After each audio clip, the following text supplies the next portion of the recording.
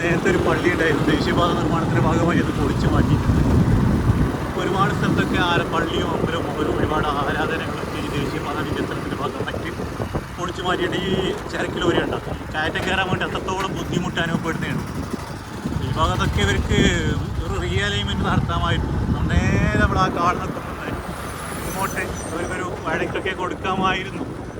പക്ഷേ ഇവർ ഈ പഴയ പാതയിൽ കൂടി തന്നെയാണ് നിർമ്മിക്കുന്നത്. നമ്മൾ ഈ കാണുന്ന വലതു ഭാഗത്ത് കുറച്ച് പൊക്കിയാണ്. ഇപ്പോൾ ഈ ആട് കെട്ടിയിട്ട് ഇതിന് വർക്ക് നടക്കുകയാണ്.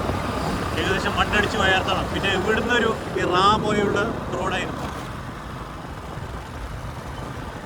പോലെയുള്ള റോഡല്ലേ, ഇവിടെ മണ്ണടിച്ചിട്ട് ഈ കുന്ന് ഇടിച്ച് നേരെയാണ് റീഅലൈൻമെൻറ്റ് നടന്നിട്ടുണ്ട്. ഇതിൽ കൂടിയാണ് പാത വരുന്നത്.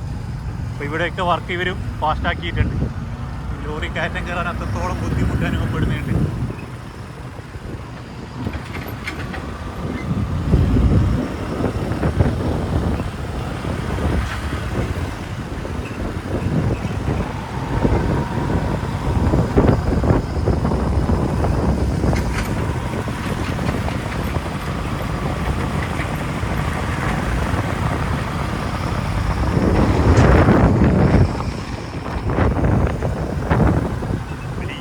കുന്നാണ് കണ്ടോ.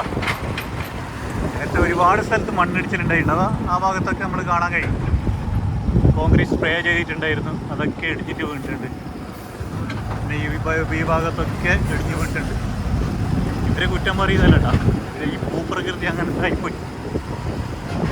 ഇനി ഈ ഭാഗത്തൊക്കെ മണ്ണ് താഴ്ത്തിയിട്ട് ഇവർ കോൺക്രീറ്റ് വർക്ക് ചെയ്തിട്ടാണ് വർക്ക് നടന്നത്.